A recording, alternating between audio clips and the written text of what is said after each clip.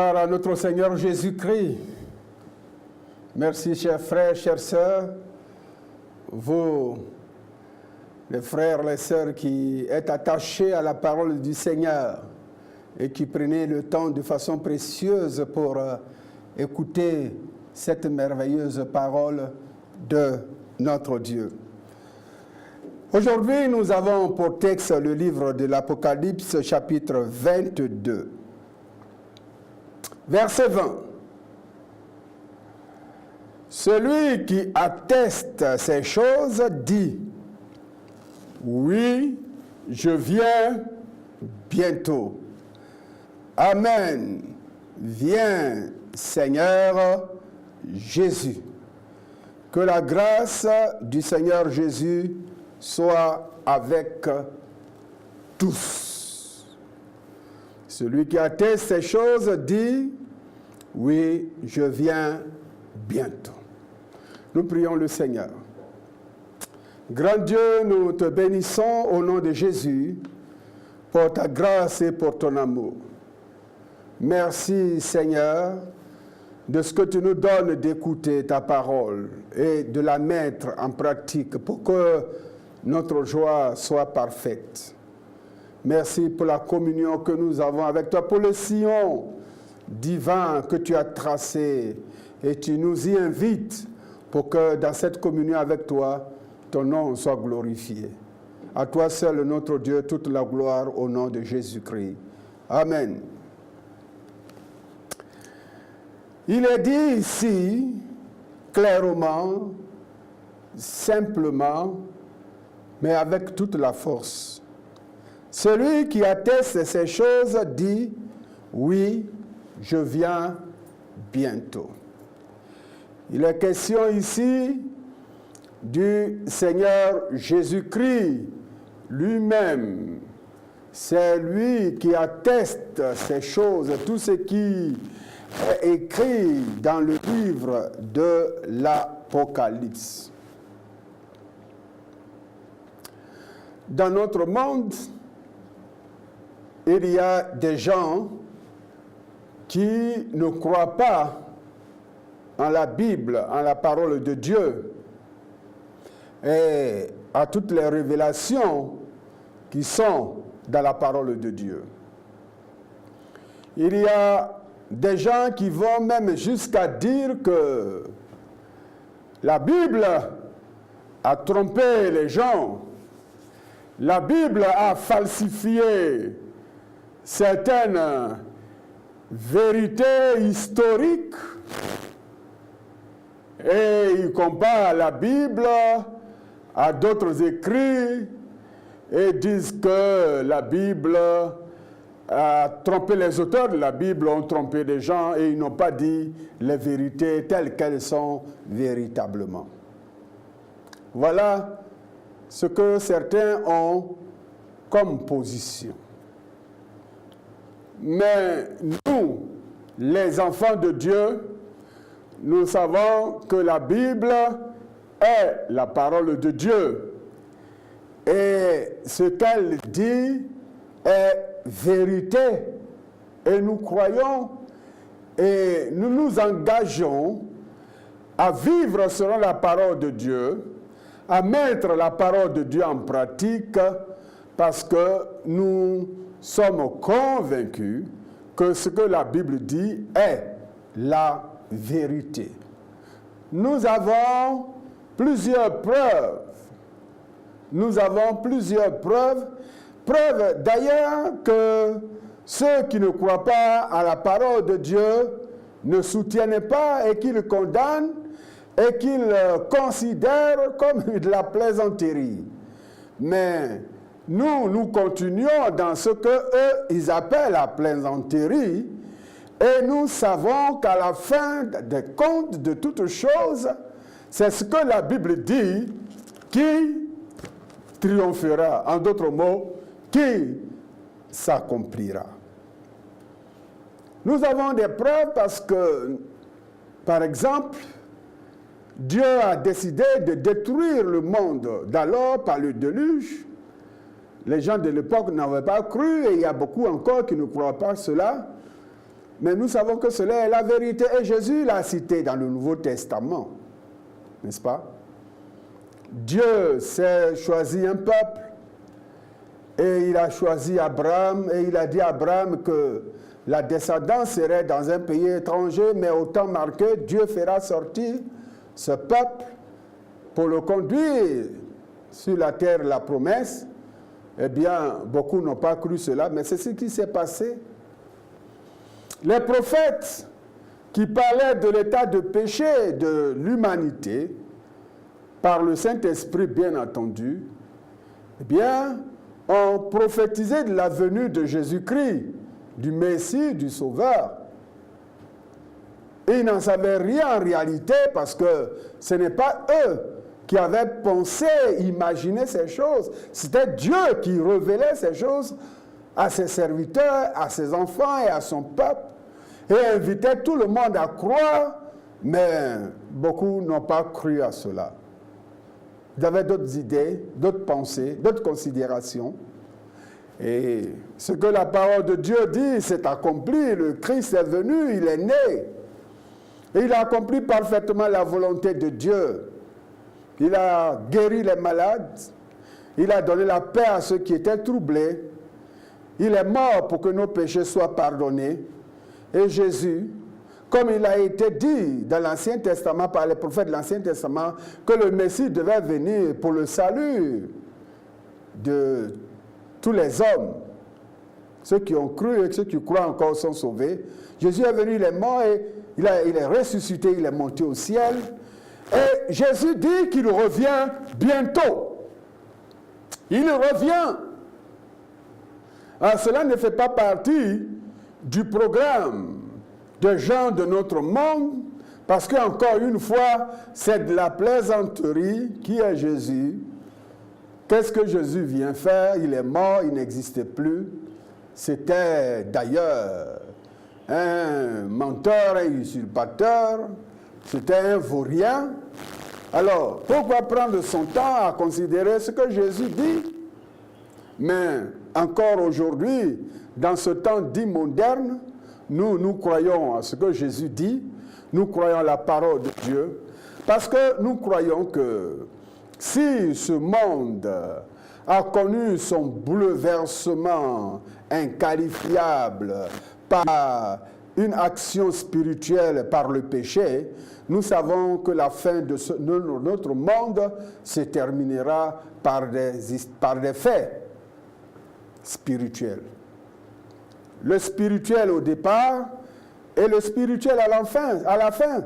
Ça ne peut pas être autrement. C'est pourquoi notre foi en Jésus-Christ demeure ferme. Et nous demandons la grâce, la force à Dieu, à ce que notre foi en lui demeure toujours ferme. Nous ne pouvons pas nous emballer dans tout ce que les gens disent pour que nous puissions donner dos à notre Dieu, à Jésus-Christ et à la parole. Cela n'est pas possible pour nous. Cela n'est pas possible pour nous. Donc nous continuons notre vie de foi, notre confiance dans notre Seigneur et la parole. Et le message que je vous apporte ce matin est juste un rappel. C'est Jésus qui dit, je viens bientôt. Je viens bientôt. Jésus revient. Il revient et il va revenir. Le Seigneur de gloire va revenir. On nous a dit, on continue de nous dire beaucoup de choses sur notre avenir, sur la vie des gens, sur bien des choses. Et nous sommes heureux du progrès que l'on fait dans notre monde. Ce progrès apporte à un certain degré l'amélioration de bonnes choses, c'est vrai, mais ce n'est pas au mépris de la parole de Dieu que nous nous attachons au progrès. Cela est utile. Mais nous croyons que la parole de Dieu est la vérité. Le Seigneur qui a créé le monde, sa parole est la vérité. Que vous le vouliez ou pas, que vous soyez d'accord ou pas, allons-y, continuons le chemin et nous verrons à la fin de toutes choses ce qui se fera. Jésus revient bientôt. Jésus revient bientôt. Que dégageons-nous de façon succincte de ce message, de cette parole dite par le Seigneur Jésus en disant « Je viens bientôt ». Premièrement, cette parole, elle est certaine, comme les prophéties de l'Ancien Testament. Elle est certaine. Elle est certaine et nous devons croire que Jésus revient bientôt. Il revient bientôt. Cela est sûr, cela est certain. Il va revenir. Donc nous avons ici quelque chose qui nous invite à voir le monde autrement. Nous avons ici une parole qui nous invite à voir la vie autrement. Comment devons-nous voir la vie? Nous devons voir la vie que Jésus va revenir. Le Seigneur va revenir. Et nous devons appliquer ce message-là à notre vie. Nous ne devons donc pas vivre comme si, à la fin de toutes choses, Dieu ne sera pas présent et rien ne sera fait. Non. Ça, c'est la parole du diable. C'est le mensonge. Jésus revient. Croyons donc que Jésus revient. Menons notre vie. N'oublions pas que Jésus va revenir. Progressons en croyant que Jésus va revenir. Adorons Dieu en croyant que Jésus va revenir. Levons les yeux au-dessus de nous et croyons que les choses vont changer un jour. Regardons notre planète Terre et croyons que les choses vont changer un jour. Les choses vont changer un jour parce que Jésus l'a dit, parce que la parole de Dieu le dit. Parce que cela est dit, alors croyons que Jésus revient bientôt et les choses changeront un jour. Bien entendu, selon la parole de Dieu. C'est la première chose que nous devons réaliser. Courons, allons à droite, allons à gauche, allons devant. Si nous voulons, reculons. Faisons tout ce que nous pouvons faire, faisons tout ce que nous voulons faire. Mais n'oublions pas que Jésus va revenir. Il va revenir. La deuxième chose est que si Jésus revient, nous, les enfants de Dieu, que devons-nous faire? Que devons-nous faire? Puisqu'il va revenir et que cela est une certitude, que devons-nous faire donc? La deuxième chose est que nous devons nous consacrer à Dieu. Nous ne devons pas nous consacrer au monde, mais nous devons nous consacrer à Dieu. À Dieu. C'est-à-dire, nous devons vivre conformément aux principes, aux valeurs que Dieu nous recommande. Oui, nous devons nous consacrer à Dieu. Nous venons à Dieu pour que Dieu nous aide, pour que Dieu pourvoie nos besoins. Cela est normal. Pour que Dieu nous bénisse, cela est normal. Et les bénédictions de Dieu ne sont jamais épuisées. La grâce de Dieu n'est jamais épuisée. Oui, Dieu va nous accorder sa grâce. Dieu va nous bénir. Mais ce n'est pas juste pour une bénédiction, des choses temporaires, pour des choses comme ça, que nous vivons notre vie. Non, nous devons être attachés à Dieu et comprendre les valeurs morales de ce Dieu. Qui est Dieu? Il est saint, il est juste, il est parfait. Et tous ceux qui sont à lui doivent marcher dans la crainte et se consacrer à lui, s'attacher à lui. C'est pour dire que nous devons faire nos efforts, nous devons craindre Dieu et nous devons marcher avec Dieu pour lui obéir, se consacrer à Dieu. Cela est pour tous. Consacrons-nous au Seigneur parce que Jésus revient bientôt. Et si notre consécration n'est pas ce qu'elle devait être par le message du retour de Jésus, il faut se consacrer à Dieu. Il faut se consacrer à Dieu. Il faut abandonner ce qui nous empêche de nous consacrer à Dieu, de vivre pour lui et d'être à lui tous les jours. Se consacrer à Dieu. Vivre pour lui. Il ne faut pas que l'on continue à vivre une vie chrétienne, une vie d'enfant de Dieu, de façon superficielle. Il ne faut pas qu'on continue de nous tromper en pensant qu'on trompe Dieu. Non, non, non. Il faut que nous développions une relation réelle, une relation sincère, une relation vraie avec ce Dieu-là. Parce que Jésus revient bientôt. Parce que Jésus revient bientôt. Ouvrons-lui notre cœur, tout simplement. Ouvrons-lui notre vie. Sinon, donnons-lui notre vie. Donnons-lui notre vie. Et que la parole de Dieu soit la base de notre vie, de notre comportement, de notre relation avec Dieu. Jésus revient bientôt. Donc, Dieu nous demande d'être consacrés à lui. Jésus va revenir, revient. Parce que même si Jésus ne revient pas, nous pouvons ne plus être sur cette terre. Alors, puisque cela est aussi possible, il faut éviter d'avoir des attitudes que nous allons regretter demain. Donc, il faut nous efforcer à aimer Dieu, à être réel avec Dieu et à craindre Dieu, à nous consacrer à Dieu.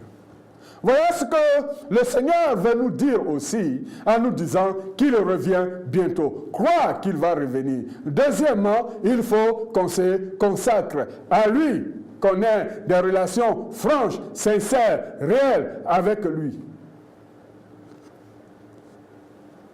La troisième chose, c'est persévérer. De persévérer. De persévérer. La persévérance fait appel à notre courage, là où quelquefois la déception peut être une raison. Hein? Là où l'abandon peut être une raison.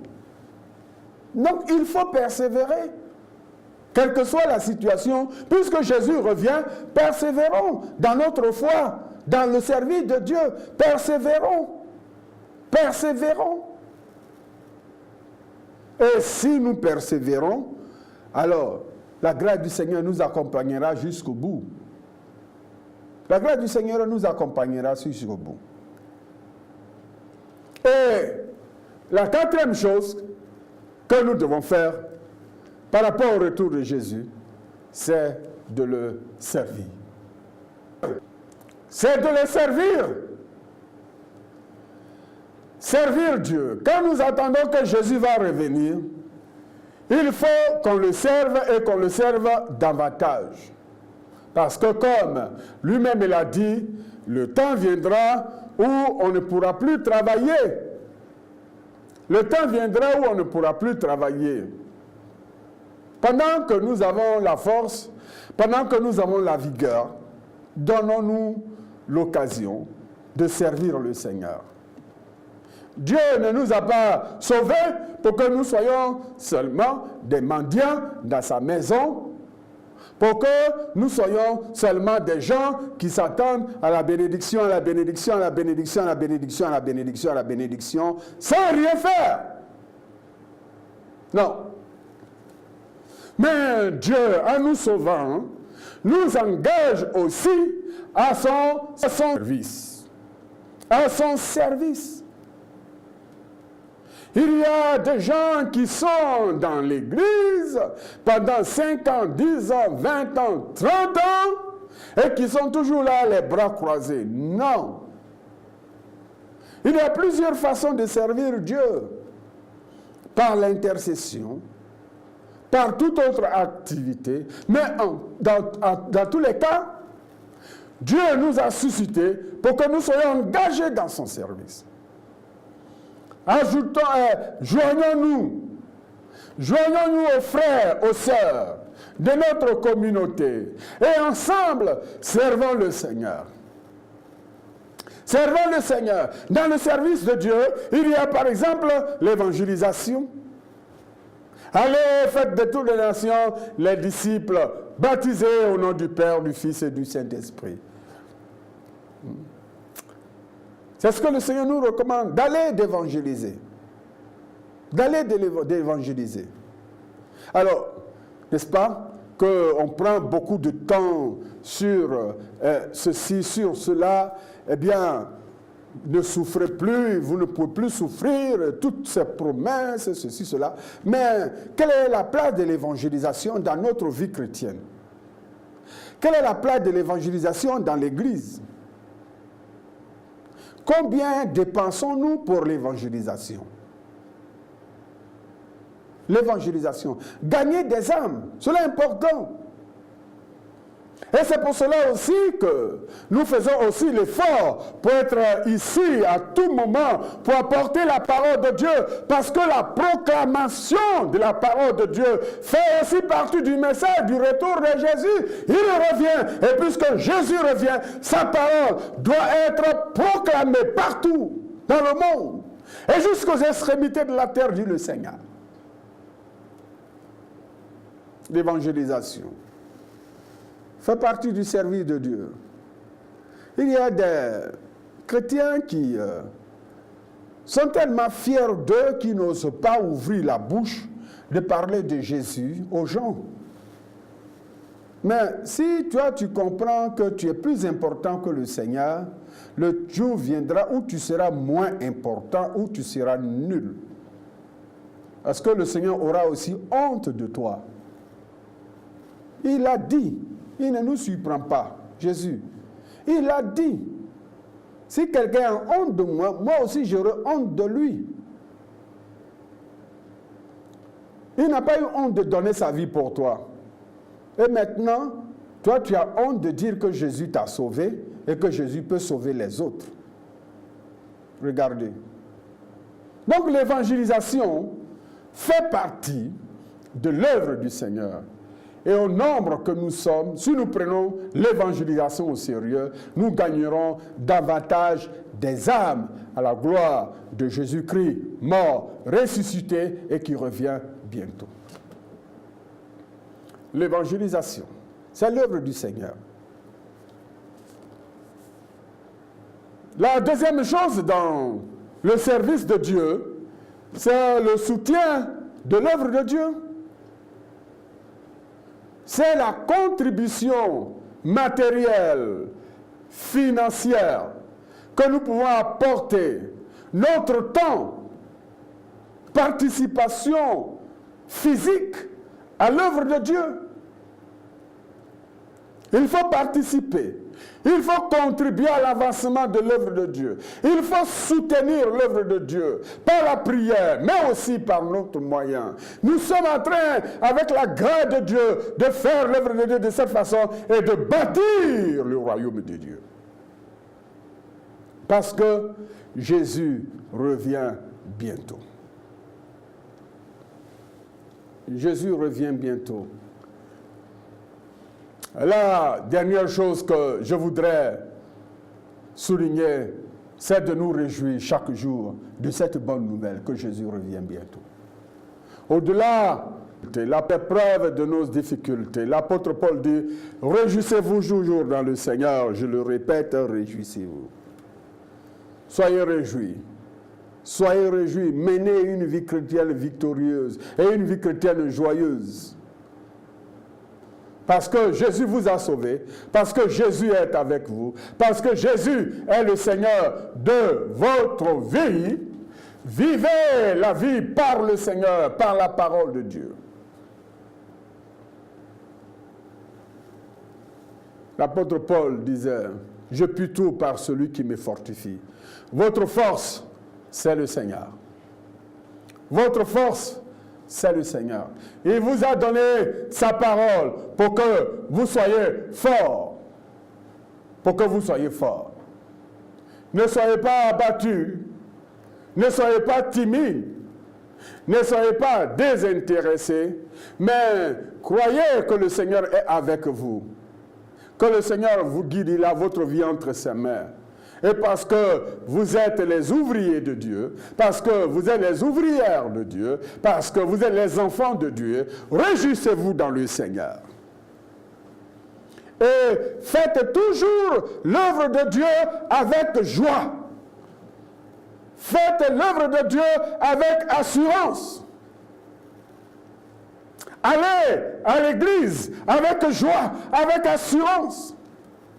Adorez Dieu avec joie, avec assurance. Exaltez Dieu avec joie, avec assurance, parce que la victoire est de votre côté.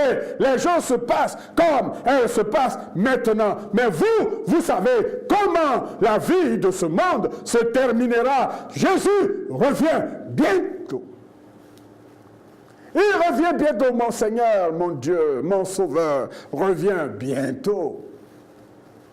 Et c'est pourquoi nous devons nous réjouir de la vie que nous avons par le Seigneur Jésus. Et renouveler notre force, renouveler notre joie dans la communion avec ce Dieu. Mon ami, mon frère, ma soeur, reçois ce message et comprends que Jésus revient bientôt. Cela a été dit dans l'Ancien Testament que le Messie va venir. Et cela n'a pas manqué. Il est venu. Il a accompli l'œuvre sacrificielle.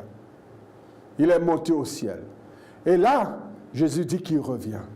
Et soyons sûrs et certains qu'il va revenir. Vivons donc cette vie en réalisant jour après jour que Jésus revient bientôt.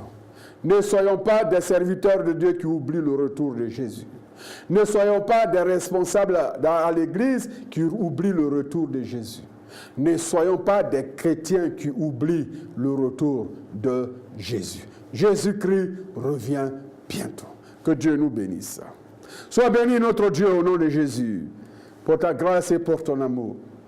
Toi qui reviens bientôt, donne-nous d'avoir toujours dans notre esprit, Seigneur, que tu reviens bientôt, que ce message soit toujours présent, Seigneur, afin de nous consacrer à toi, afin de nous attacher à toi, afin de te servir chaque jour et afin d'adorer de tout notre cœur. Oui, comme il est dit dans ce passage, viens, Seigneur.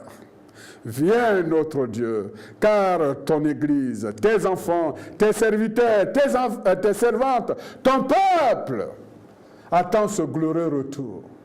Nous avons foi, nous avons confiance que ta parole est la vérité et tu reviens bientôt. À toi seul toute la gloire, notre Seigneur qui revient bientôt. Au nom de Jésus. Amen.